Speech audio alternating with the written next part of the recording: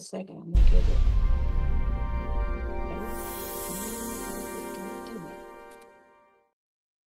Okay.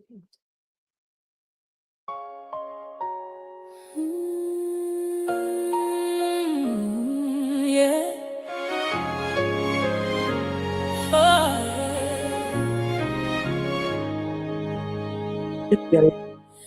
I remember nights I couldn't speak, held my pain so quietly, smiled through the storm, hid the scars, didn't know how strong I was. Broken pieces on the floor, tried to be what hurt me more. Silence wrapped around my voice, didn't know I had a choice. But God saw every tear I cried, every time I asked him why. In the dark he called my name, said, my child, you will rise again. What was meant to break me built the strength inside. Now I walk in purpose, I don't have to hide.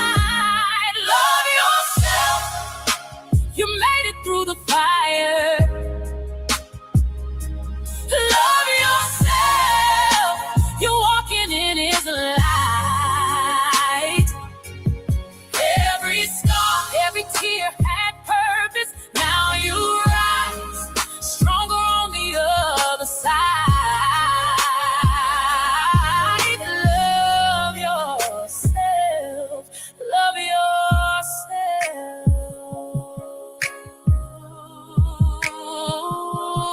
From the ashes I found grace, God restored the pain erased. Now my voice won't be denied. I was chosen for this fight, for the women still in fear, for the ones who need to hear. You are more than what you've been.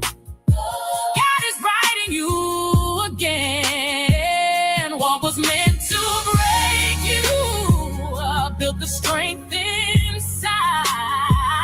Now you walk in purpose, you don't have to hide. Love yourself, you made it through the fire. Love yourself, you're walking in his light. Every scar, every tear had purpose. Now you rise, stronger on the other side. Love yourself, love yourself. He carried me when I was weak, gave me strength to finally speak. Now I stand and testify, what I lived did not define. I am healed, I am free. This is who I'm called to be. Love yourself, you made it through the fire. You made it through the fire. Love yourself, you're walking in his light. Every scar, every tear had purpose. Now you rise, now you rise, stronger on the other side. Love yourself, you are not what hurts you. You are who God says you are. Love yourself.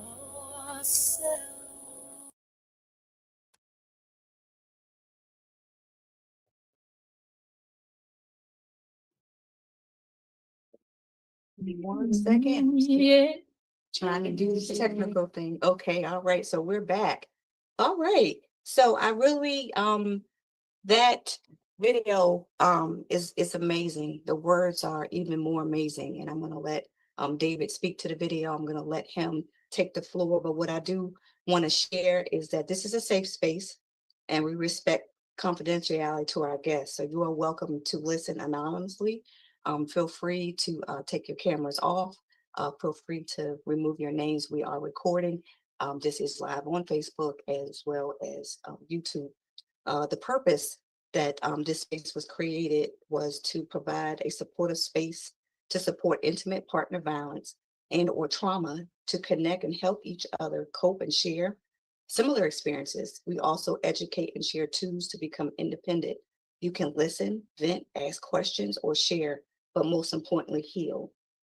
Feel free to put comments in the chat. Feel free to raise your hand. But this is a safe space. And Pastor David tonight will not have a problem answering any questions. You can ask anything if you have biblical questions. If you ever wanted to ask a pastor a question live and in person, well, here's your opportunity tonight. He is very biblically based. If he don't know the answer, I guarantee you in less than 40 seconds, he'll have an answer that is biblically based and scripture based, because that's how he rolls. So right now I am going to welcome David, my friend, my brother, because I'm the only child, but I got a brother in Christ, and I am so happy that he is here, and he is so supportive of this ministry and this organization. He's always here. I'm trying to tell you, if I call him and say I need something, or I know all I would have to do is pick up the phone, and him and his beautiful wife will be on the road, and the puppies. They'll come too, because they got backup. They got backup.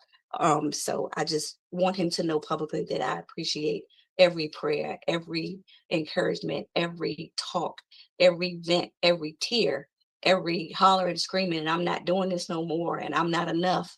All the words of encouragement that he has given me. I feel like I have known him all my life. And so I just want to again give you your flowers and tell you how much I appreciate and love you. So guess what? I'm actually going to be quiet. I'm going to go on mute, and I'm going to let you have the floor. Well, don't feel the need to stay on me. I'm happy for you to jump in and help me out.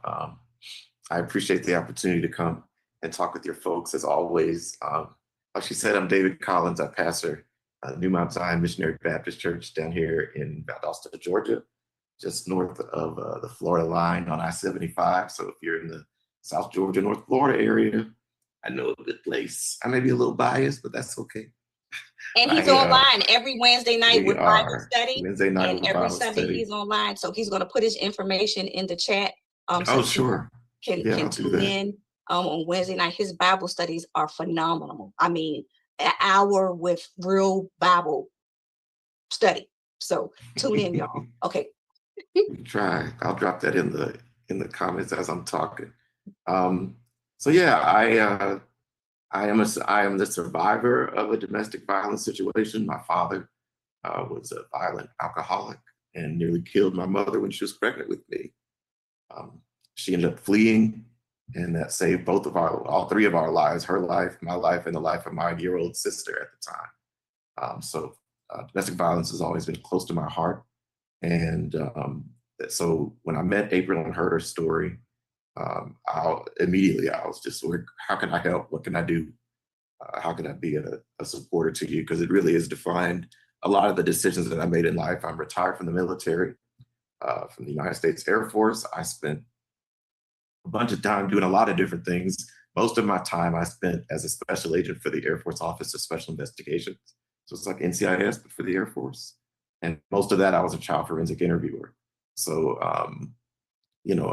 I've talked to a lot of people on the worst days of their lives, and found that with God and with a little perseverance and a little optimism, there are very few things that you can't overcome. I say in my church often, and I was at a veterans retreat this past weekend, and I said, let's just remember, I have survived every worst day of my life so far. And I think that sometimes it's a little easier to see that in hindsight, that we're stronger than we think we are, that we are more capable than we believe ourselves to be. And you don't always see yourself clearly. So we're going to talk a little bit about what do you do coming out of a violent situation? What are the steps that I need to make mentally, spiritually, emotionally, now that I'm I've left a situation that used to define me. Now, who am I? What do I do?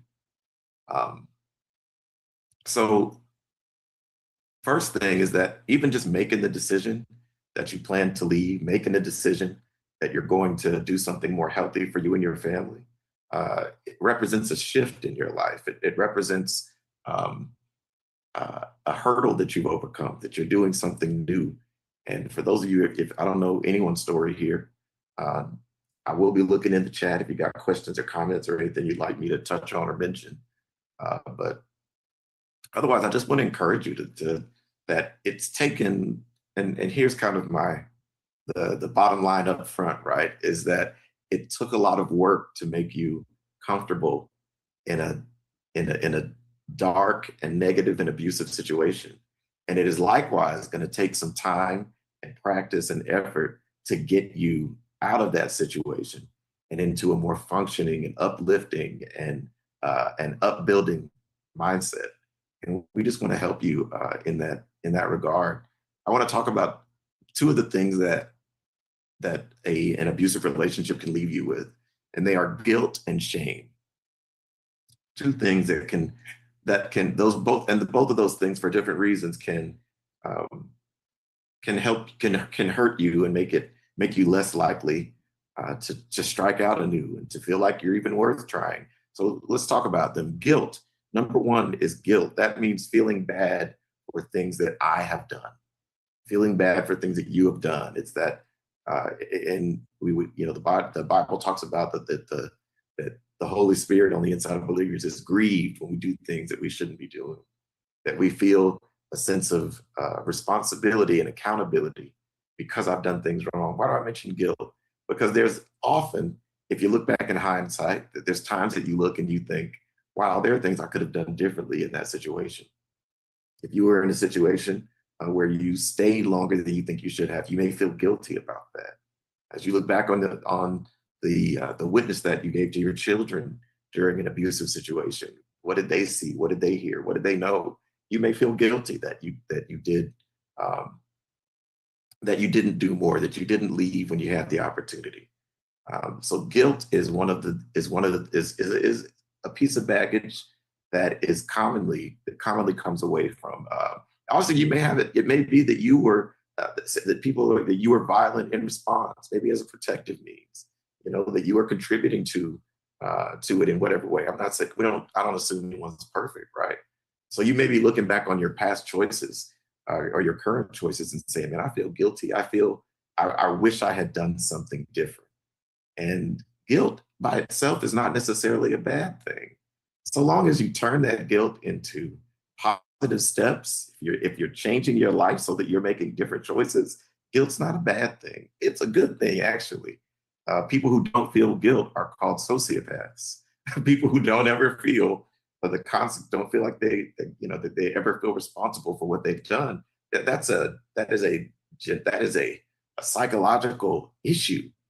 So don't feel like you can work your way through that. And a big thing that I love about Angels Haven is that it calls in so many people from all walks of life. There'll be people on here, who knows, from all over the country or the world. And what we have in common is that we value each other. I say it all the time. April said it too. I love you, and there's nothing you can do about it. To those of you who are listening, if you're considering, I want to say something, but I'm feeling bad, I want you to know that off top, I love you. I care about you. I'm here for you. And as someone who's been a special agent, someone who's a pastor, you're not going to say anything that's going to shock me. It's not going to change the way that I see you. Guilt does not change who you are. It doesn't change your value. It's our brain's way of saying, I wish I had made a different choice. And then it helps us to make different choices going forward. Now, the more insidious, the more dangerous piece of baggage, I said there's two of them, is guilt. The other one, though, is shame. And shame is a silent killer. Guilt says, I made a mistake. Shame says, I am a mistake. Guilt says, I wish I had left. Shame says, I'm going to die because that's what all the women in my family do. We sit in abusive homes. That's just who I am. I'll never deserve anything better. I'm fatally flawed. Shame is often, and especially in domestic violence situations, shame is weird, right? Because I'm beginning to feel like there's something wrong with me. And in this situation, it's often because of what someone else has done to me, not necessarily something that I've done wrong. And that is such a it's such a sneaky thing. Brene Brown, one of my favorite lecturers on shame, you check her out, Brene Brown, Brene Brown. She talks about shame a lot, and she says for shame to exist, this punishing, this overwhelming, this burdening sense that I am no good and I am broken and I can't come out of this. For shame to succeed, to survive, you need secrets. That's number one.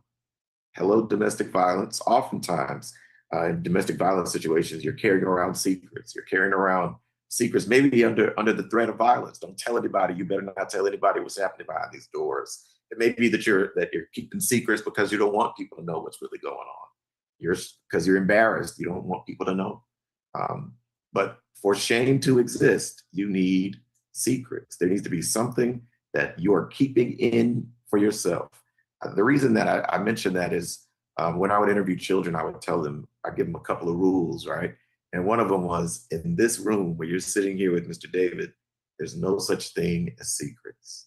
And they'd be like, what? But I was interviewing them for a reason, right? And I would tell them, if anyone has told you that you can't talk about something, now is the time to talk about it. And our so much of in American society anyway, domestic violence is just now becoming something that people are talking about more openly. I wish more men talked about it. I'm a survivor of domestic violence in my first marriage. My ex-wife was abusive to me. But there's this sense of secret. I got to keep this thing in. And the motivation behind that secret is usually rooted in shame. And it's, if someone sees me for who I really am, they're going to reject me. They're not going to want it. They're not going to love me. They're not going to be here for me. They're going to feel about me the way I feel about myself. And the thing about it, that keeping that secret is what really is will keep you in this kind of prison of your own design that only you have the key for, that people don't even know you're in. And David, and mhm. shame will also keep you in it. Yeah. Shame will keep you in it, because statistics say that a woman will leave her abuser anywhere from 4 to 7 times before she actually will leave. I'm a product of that. Mhm. I left my abuser at least 6 or 7, at least, where I thought I was strong enough and trauma bonding, and then I went back, and all because I almost was playing God. I figured I could fix him, and I figured I could literally love the hell out of him, literally. And that didn't happen. And sometimes shame will keep us there because we so much want that person to change and be a better be a better person, especially if there's children involved, especially if there's a relationship or we live with that person. Shame will keep us there. And so I hope you can speak a little bit about individuals, because we can't just say women who are currently in the situation, who may be listening now or maybe listening later, that they've gone back. My spirit is saying, speak to the people on the line or who will be listening, that they don't have the strength enough right now to leave for whatever reason, whether it's financial, whether they don't have anywhere to go, or they could be afraid emotionally, mentally, and physically.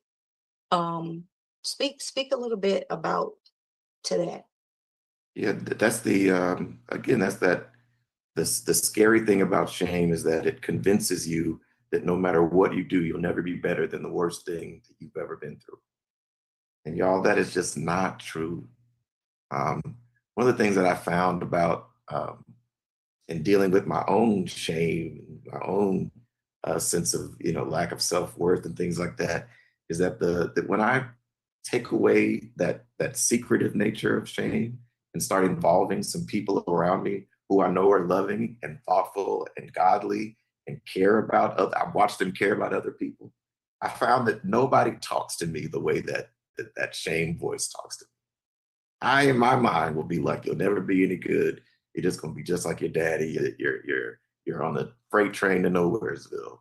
But then I'll open up and talk to somebody like April, and she's never said anything even remotely similar to that to me. So this refrain that I've got going on in my mind about whatever this is, and in this case, we're talking about domestic violence. You are not the first to go through it, and you are not the one lost cause. You can come back from this. April is a shining example of someone who was in a domestic violence situation, and she just shared that it took her some time to leave. We're going to talk about that a little bit. That it took a lot for you to get comfortable in a violent and dangerous situation, and it's going to take some time to get you out of there. That's just how it is. Listen, in the same way that people relapse with substance abuse, the same way that it's hard for people to make it past their New Year's resolution to go to the gym. It's about building a pattern, and the way that how are you? And my question is always, how am I loving on myself actively and proactively? What am I doing in my life to make the next day better than this day? So yeah, I get it. Sometimes I call it predictable misery. That sometimes when we've been in a horrible situation for so long, it's almost like I know that this isn't what I want to be doing for the rest of my life, but at least it's predictable. At least I know what I'm getting. Now that's relative, right? Sometimes if you're dealing with someone who's like my father, who was unpredictable and substance influenced, but I mean that there's a level of predictability that shame will have you thinking, oh, I can't leave, I can't do it.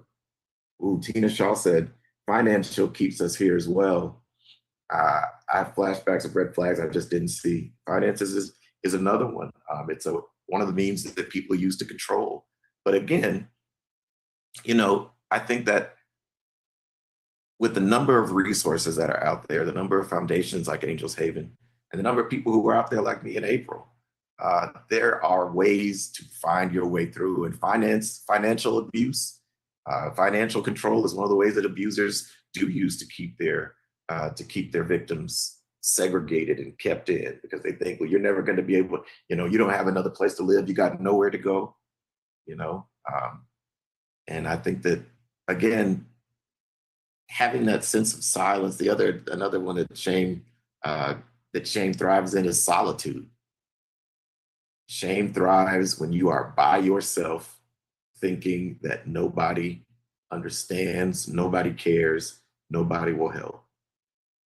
The more you open up, the more you talk, the more you are willing to communicate with somebody about that shame, about whatever it is that's causing you that distress, the more likely you are to overcome it, come out of it, and to get yourself out of that situation. You just got to think, how long have you been defining yourself by this broken person and how they're treating you? You have to get out of that alone place. And I know that's like, it just comes with the territory though, right? That I don't want people to know what's going on because I've got secrets, and I don't want anyone to in here because the person who's closest to me often is the one who's doing the abusing. So you've got the witness of one person, and then you've got this uncertainty about the rest of the world. And I'm just telling you that that you are better off to accept help, to accept hope, to accept joy, peace, rather than sitting in that predictable misery. And yeah, I just think let's make sure I missed anything. Good. Okay. So yeah, I want us to think about, how did I get used to being in an abusive situation?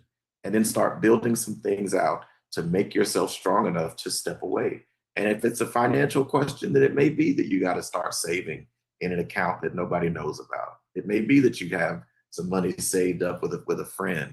It may be that you know what I mean? That you got to make some steps. That if you're going to overcome, then it's going to be a deliberate choice. It's going to be something that's going to be uncomfortable. It's And we going to be. definitely want to make sure that if you are currently watching, and you're currently in a partner abuse situation, we definitely want you to have a safety plan. Hmm. And there are steps in place, and that you can put in place, like safe words, for a family member, for a neighbor. I think a lot of different states have. You can call 911 and just say you're ordering pizza, and then and the police officers will know to dispatch an officer to your home. But you want to have a safe word with a family member or neighbor, so that if you call them or they hear you as a neighbor and you say, I don't know, ice cream, or I don't know, whatever word you want to use, that they know to contact or that you're in danger.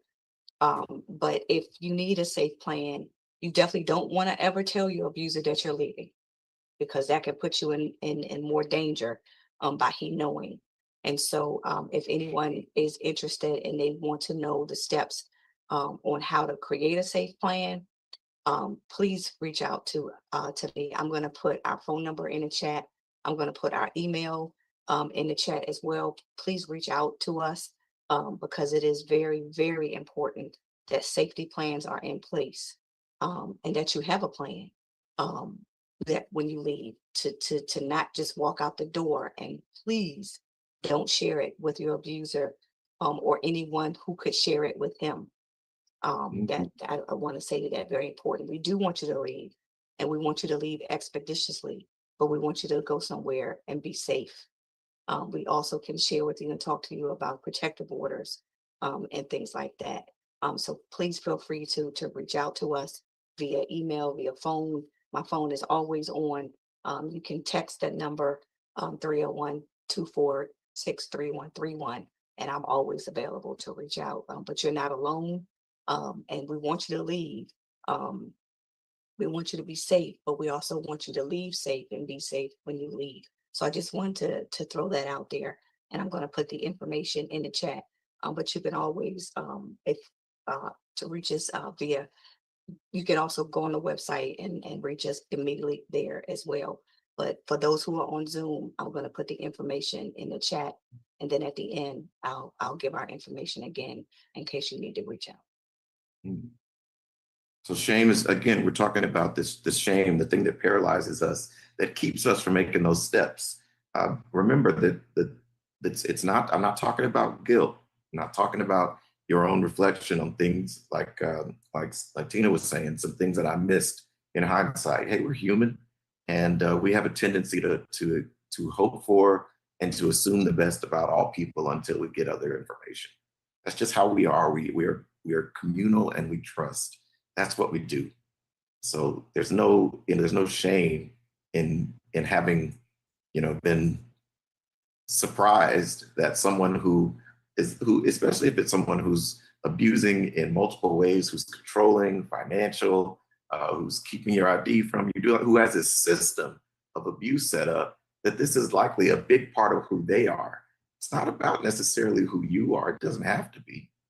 You get to decide what kind of a life you want to lead. So we've got secrets, we got solitude, and the last one is silence. Users love a silent punching bag. They love to know that no matter what happens, you're not going to speak up. And I'm just telling you that the day you start to speak up for yourself is the day you start to see that you are not alone, that your trauma does not make you unlovable. It doesn't make you, that there are people who are willing to help you, even if they're not professionals. There may be friends in your lives or family members that you're thinking, no, I can't, that I already know what's going to happen.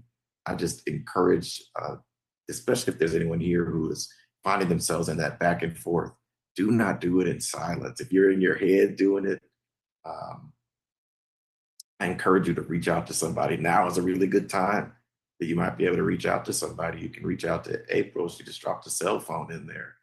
I'll put my cell phone in the chat. You can reach out to me.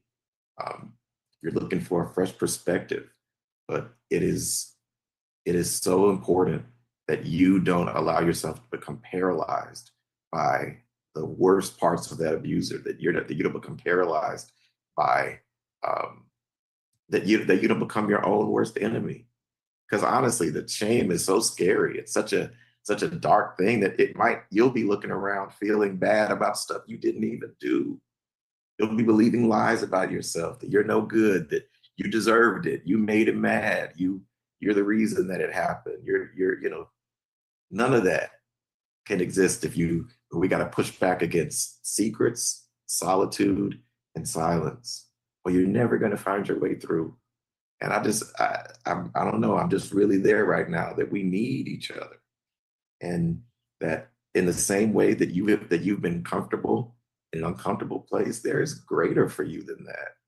And Jesus said to the disciples, and I believe it's something that we all need to know. He said, "I've come that you have life and have that life more abundantly." And I remember asking April years ago, "Are you living? Or are you just trying not to die? Are you surviving, or are you thriving?" And those aren't the same thing. In the midst of a traumatic event, yes, it makes sense that you survive, that you just get through however you get through. But in the aftermath of that, it's a really good opportunity for you to decide, I want to live. I don't want life to just pass me by.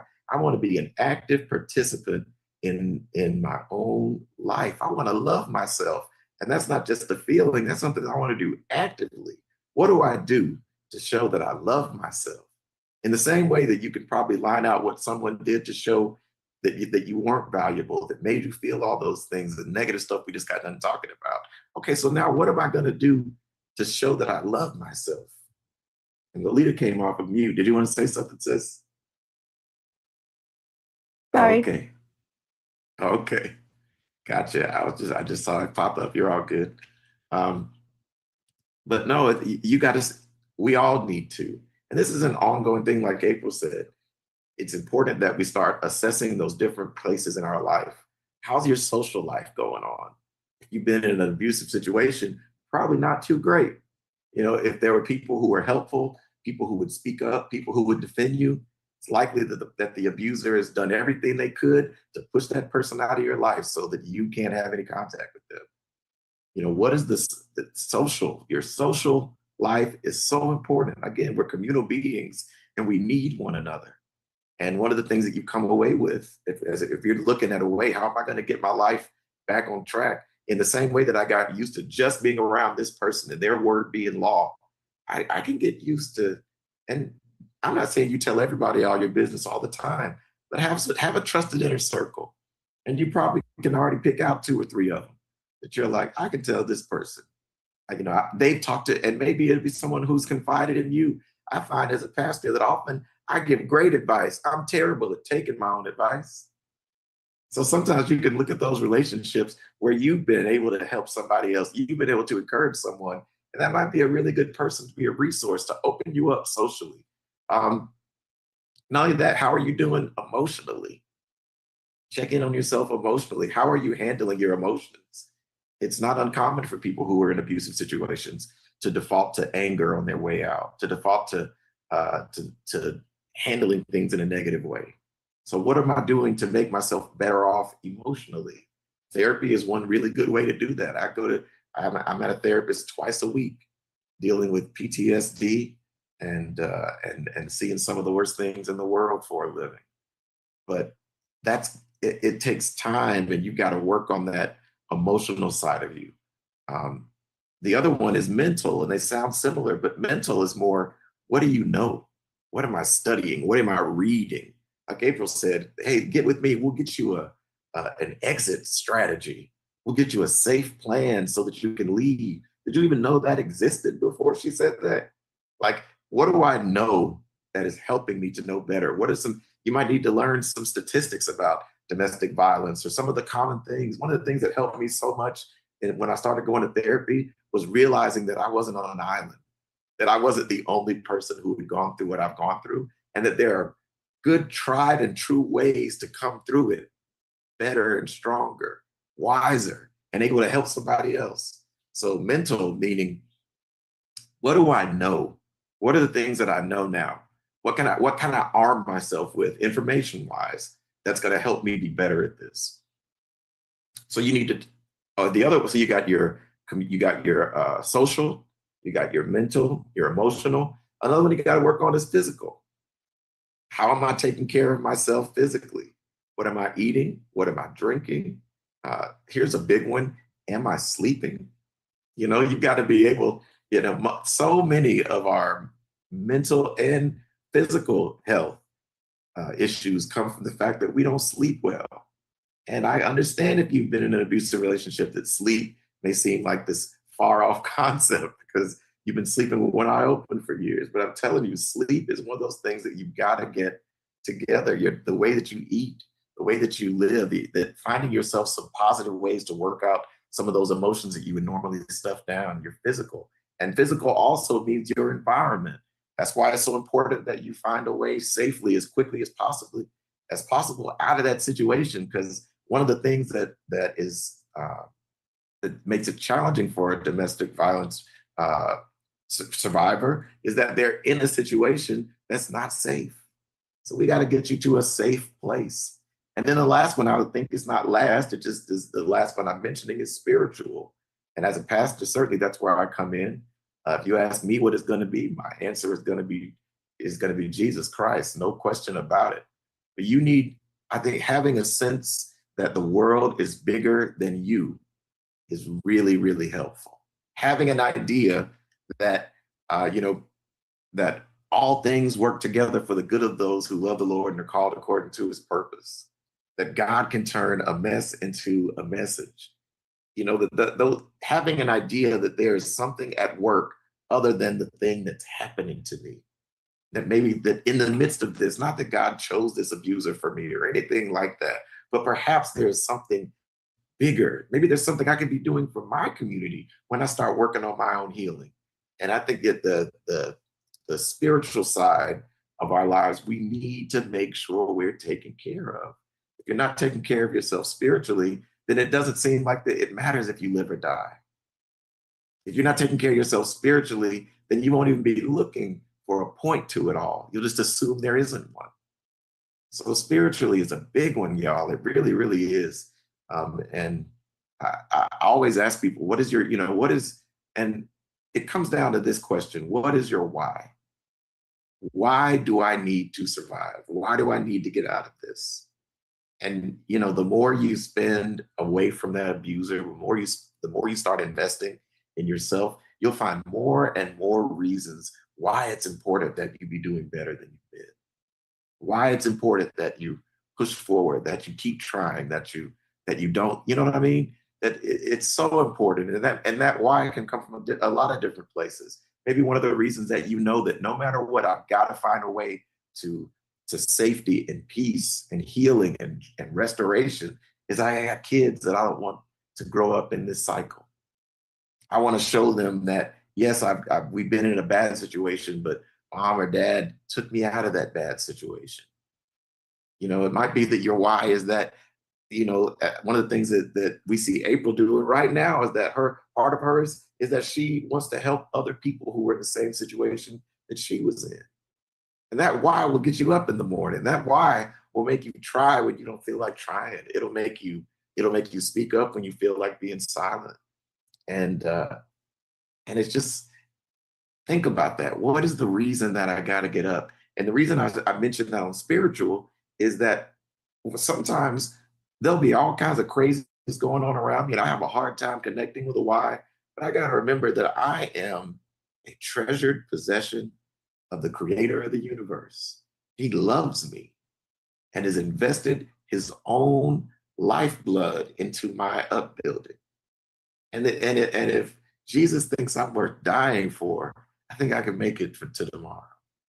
I think I can, and that's why having a strong spiritual life is so important to this journey, so that you've got a sense that this is bigger than what happened last night or this morning. Or what, you know what I mean? And what I tell the ladies, and I can, and if there's any men watching, because Jesus was a king, that makes us royalty. And so when you get off balance and you feel like I'm not good enough, balance your crown. If it tilts a little bit, just balance it. Keep that crown on so you can so you can remember that you are fearfully and you're wonderfully made. And that if my daddy is a king, that makes me royalty. And sometimes we may get off balance and that crown may slip, but just balance it, right? Just balance it back because he's always there. And when we think about, and I'm not going to preach, David, but when we think about that we're made in his image, then he don't make no jump, right? And so we are good enough and we are enough. And we have to love ourselves because he loves us. If nobody else does, like Pastor David just said, God loves us. So we got to try to remember that. I know it's hard, for those who are still suffering in silence. It's hard because we don't feel it. But when we look to the Lord, which what David is talking about, that inner peace, it does surpass all understanding. And he will give you the strength. I know my favorite scripture is the joy of the Lord has become my strength. And when you think of that, and you think about his healing power and the victory that we already have in him, we can get through anything. A sense of eternity, y'all, that this matters. And having a strong sense of self really will push you out there. Now, I'll give you this one. We didn't talk about it, but I love to mention it. It's called imposter syndrome. And it's something that I deal with often. It's this idea that I'm a fraud, that if people saw the real me, they'd hate me like I hate myself. Has anybody ever felt that? Like, if you're in a situation where you are constantly being berated, you're being belittled, usually physical violence is preceded by emotional and verbal abuse, and that beats you down. And you may come away from that with this idea that everybody can see through me, and they can tell that I am just I am what they said I am, that I'm deserving of a slap, I'm deserving of a punch, that I am. And then you'll be feeling like, I'm stupid too. They're going to think I'm stupid because I stayed. They're going to think I'm weak because I'm in this situation. And I am encouraging you. One of the things that I advise, and April knows this because we've had this conversation a million times, but when you're being critical of yourself and you've got that imposter syndrome raging, one of the most helpful things for me is to consider, how would I tell somebody who I love if they were in my situation? Would I say to somebody, if April called me, now I'll be in my feelings, I'll be upset, I got PTSD, I'll be having flashbacks, I'll be having whatever, I'll be feeling depressed, I don't make it out of bed some days. I get it. I'm like, yo, I don't have it all figured out just because pastor's in front of my name sometimes. But the idea that I'd be in my head and be like, you're no good. What a waste of life. Whatever that angry, that hateful, that shame-filled voice that's throwing a bunch of shoulds at me. You should be better. You should be blah, blah, blah. It's so important that you consider, would I talk to somebody I love that way? If April calls me and says, David, I'm having a rough day, I'm not getting out of bed, there's no part of me that wants to be like, yeah, you're right, you're probably worthless. Like, that don't even feel right saying right now. And I'm just like playing it out, role playing. I don't even like it. It doesn't even feel right. But I'll tell that to me because I've got this thing where it feels like the whole world can see through me and sees that I'm a fraud. Can I just help you if that's you, just to know that you're not alone? And that's not true. You're not alone. You're not the only person who's felt that way. And that is not true. Like, you are not life's punching bag. You don't have to be. You get to choose. You get to decide. And talk to yourself like somebody you love. If your child came to you asking, if they were in an abusive relationship, I don't care if they're in high school. Listen, I know they happen in high schools. Middle schools, you can be in abusive relationship. If your child came to you saying that, would you say, well, you're just gonna be just like your sorry mama? You never gonna come through it. That's just who you are.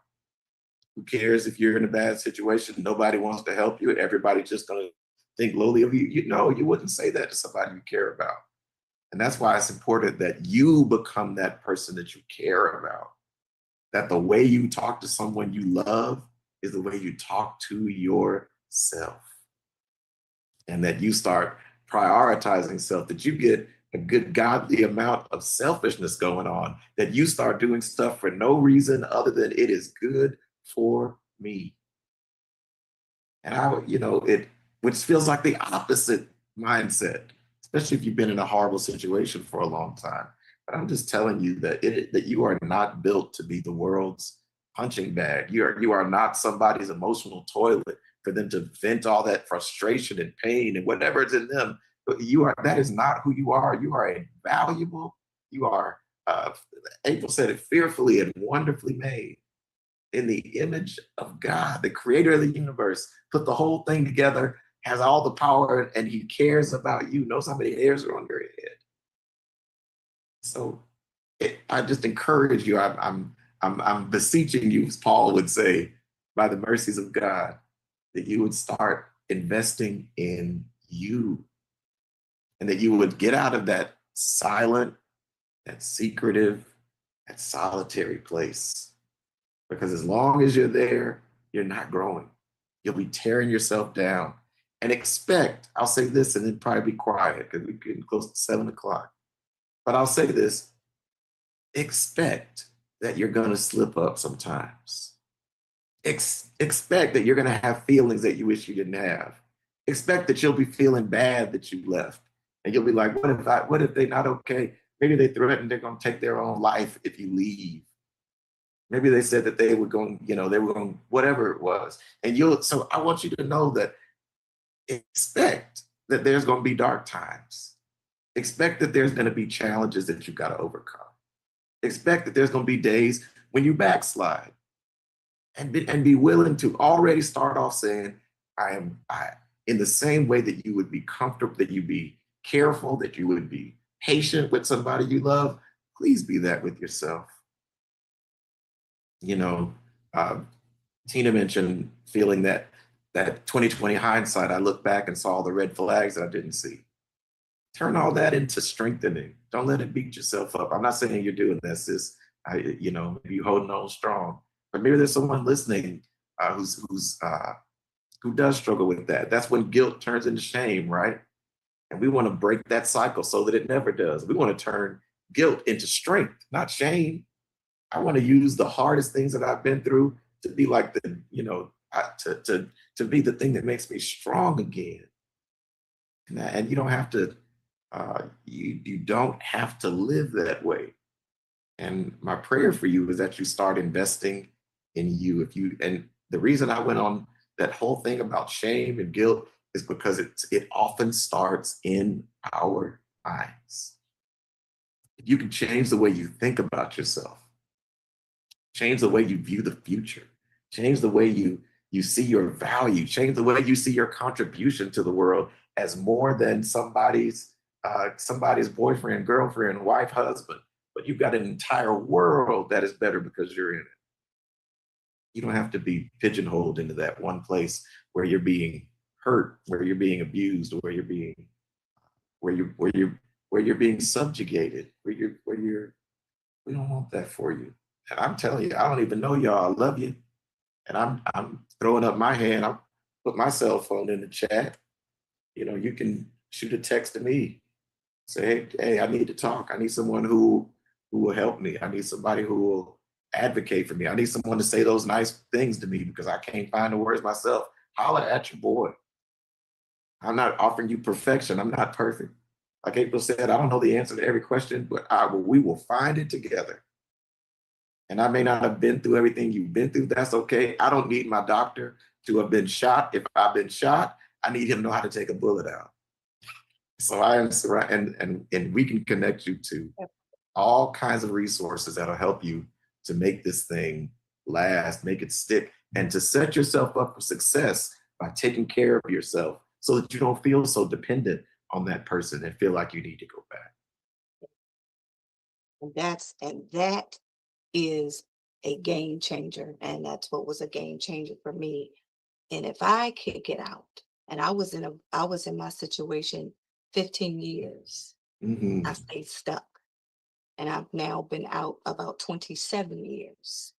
All right. And so if I could get out and thrive, and continue to trust God in the process, even on my hard days, like Pastor David said, I'm not going to sit here and pretend like every day was peaches and creams. It's not peaches and creams every day now, Mm. but I can tell you the peace that I have experienced in this last 27 years, based on the 15 years of hell that I went through. I would take the peace and the quiet over the 15 years of storm raging on a daily, any day.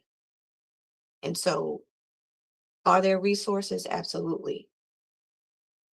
Can we provide them to you? Yes. You could be in a different state, you could be in a different country, but Mhm. there are resources out there for you. Feel free to reach out. For those who are on YouTube, 301-246-3131 is our phone number. You can email us at support@angelshaven.com. And our website is www.angelshaven.com. Pastor David has put his information in the chat. His phone number is 229-299-1932. Feel free to visit him on Wednesdays, on Facebook, and on Sundays. He gives an awesome message, um, awesome service, awesome Bible study, and I think you can reach him at David Collins on Facebook. Not hard. Mhm. And we're here every last Saturday of each month. Same username, same ID, unless it's a holiday, and then typically I will put on the website we're either going to meet the day before or the day after, but we're always here every last Saturday of each month at 6 p.m. Eastern Time. We also meet every Thursday on Zoom, and we call that the Circle of Love. And we have a guest this Thursday, Pastor Christina Beal. She will be our guest, and we have a couple of different special guests the next couple of Thursdays. Now, the Thursday night is a different username and password. If you go on our website, you can get that information, www.angelshaven.com, and go under up and coming events, and all of our information is there. But again, if you need any help, if you need to talk, if you need prayer, if you need someone um, to talk to, we're here. We're not just here on Wednesdays. I'm sorry, we're not just here on Thursdays. We're not just here every last Saturday. We're here 24/7. So reach out. Reach out so you can get the resources for your area. And just know that you're not alone, and that you don't have to suffer in silence, and that love should not hurt, and that you are more than a conqueror, Mhm. and that there is a way out. It absolutely is. And so we're here for your support. We're here to listen. We're here to give you resources. So please utilize the information, and just know that um, you're more than what they say you are. And so I'm Mhm. going to let David close us out. I would love for him to close us out in prayer, Sure. and then we can get back to our evenings. But again, thank you for being here, David. Thank you for taking the Of time course. out on a Saturday. I know you're preparing for tomorrow. And so I thank you for sharing this time with us.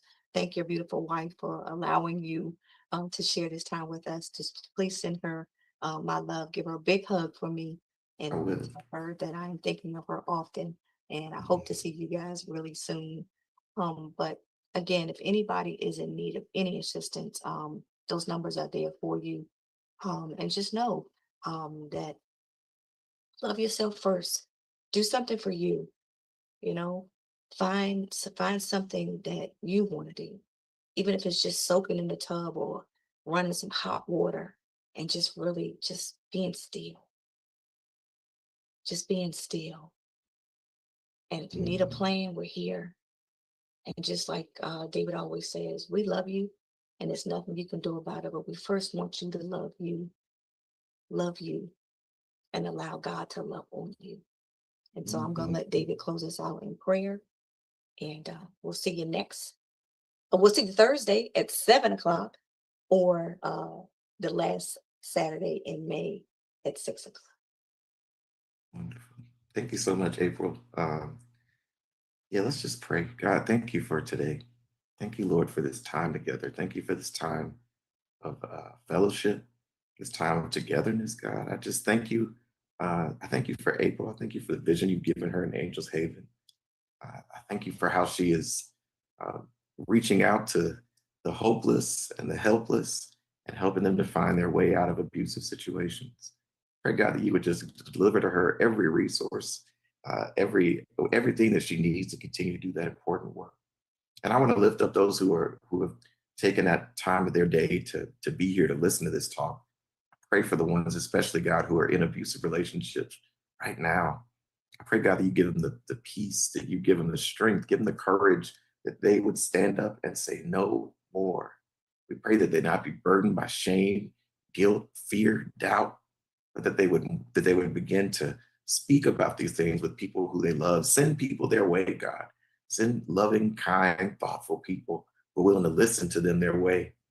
And when the time comes, let them open up and share so that someone knows where they are, that someone can help them find their way out. God, I pray that we would focus on how we can be better to ourselves, God, but the best way we can be to ourselves is to be somebody for you. I pray, God, that you would help us to be a burden bearer for somebody else. Help me, God, to be an encourager for someone. If someone needs to talk, God, I pray that you would give me the time, the space, and the energy. I'd be able to help them through that situation and deliver them safely to whatever resources they need, God. Just pray that you would just be with us now. And as we go back into our normal lives, step outside of this call, I pray, Lord, that you would strengthen us for the days that are ahead. We don't know what tomorrow has in store, God, but we know that you hold our tomorrow. So, Lord, I just pray that you would help us to have peace about that, no matter what we face. Lord, we just love you, honor you, and praise you in Jesus' name. Amen. The recording has stopped.